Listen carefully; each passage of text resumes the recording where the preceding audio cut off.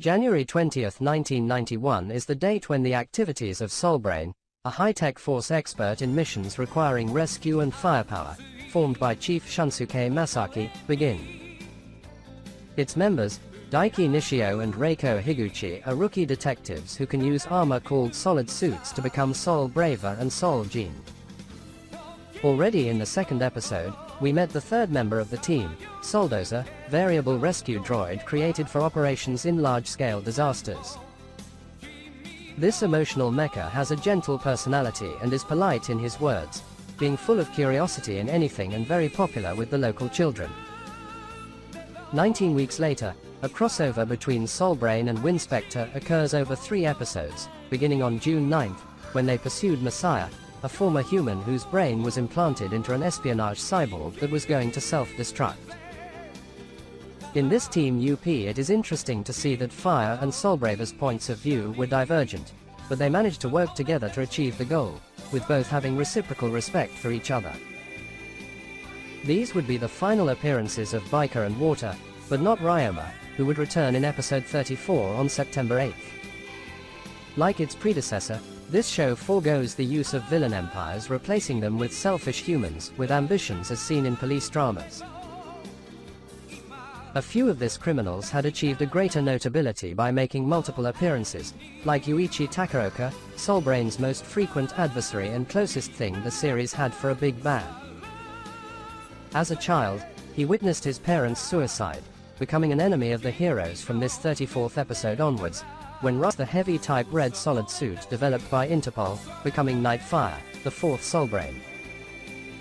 Takaoka customarily fled from the Special Rescue Command, returning in final EP, at January 26, 1992, merging himself to a computer, but realizing the imminence of his defeat, he poisoned himself to join his parents. After the last mission, the group was disbanded, with its members transferred to other cities in Japan, while officer training was inaugurated to use solid suits en masse, including a new system that was being formed the following week, the Investigators Exedraft. The trio composed of Hayato, Draft Redder, Kasaku, Draft Blues, and Ken, Draft Keys, was part of various fields of activity, such as the Tokyo Metropolitan Police Department, the Fire and Disaster Control Agency, the Defense Agency and the Ministry of Health and Well-being. Until now, the series seemed innocent and simple like its predecessors. However, it gained more prominence among older fans due to its unique plot and the direction in which the story deviated from that of a children's series. What draws the most attention is the cultural weight that God's historical legacy, through his word and sacred writings, passes on to all nations.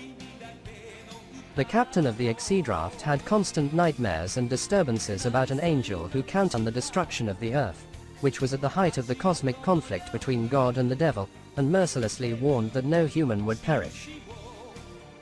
In episode 33, on September 20th, we meet Iwao Diamond, president of Diamond Konzen, the devil human form, that manipulate his opponents using psychological attacks. This required an upgrade to Hayato's costume, which in episode 34 was renamed Sync Redder, so Iwao's advances worsen, even more so with the revelation that Ai Hyuga, Exedraft's communications officer and police inspector, is pregnant with a child of God. In the final stretch, the devil also manages to manipulate Blues and Keys, who blow up themselves and their own team base, while Diamond Konzen's companies destroy the ozone layer, creating pure climate chaos on the planet. On January 17, 1993, in episode 40, the temperature of the Earth is unbearable, the water evaporates leaving the world on fire, leaving the survivors to resort underground. They find the whereabouts of the main villain, and fortunately, the energy of the Son of God contained in Ai's womb resurrects Blues and Keys, who join the fight to help Redder. With Damon's defeat, the Earth's structure is restored and the final judgment is suspended, with an angel warning that heaven will watch humanity tread its own path. In the following series, on February 1st, we have a society from a distant future, in which scientists have endeavored to create a robot with human characteristics, capable of putting an end to those criminals presented in the Metal Heroes Rescue trilogy. From these ideals, the android MX-A1 was born, which ended up losing control and had to be dismantled and abandoned along with other unsuccessful projects. However, the young Kaoru Seguchi decides to collect the remains of MXA1 and transforms it into Janperson, a powerful ally of justice. He had to face 3 different organizations, starting with the Guild, an evil organization of cyborgs whose goal was to eradicate and replace all humanity, using a power source for their infiltration mechas.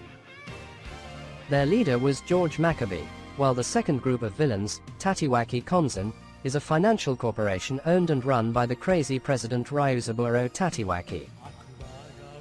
Reiko Ayanakuji, who first appeared in the 4th episode, on February 21st, is a diabolical scientist and head of Super Science Network, a biological underworld group that wants to restore the Earth's beauty. 17 weeks later, on EP21, we met Gun Gibson, a heavy-armed gunslinger android created by George Maccabee to destroy Janperson. However, betrayed his creator seeking a chance to fight our hero, whose skills he had heard much about. In the midst of this, his robotic girlfriend, Carol, was destroyed by Guild, causing Gibson vows revenge against them, starting by freeing all the robots enslaved by them. Gun Gibson subsequently joined up with Janperson as his partner in fighting crime, mainly when the situation worsens in episode 31, of August 29th, when Ryuzaburo Tatiwaki became a cyborg via an operation, from the blueprints of how MXA1 was made. He tried to frame Janperson by impersonating his identity through his alter ego, as Bill Goldie, and used his name, in vain, but ingeniously failed.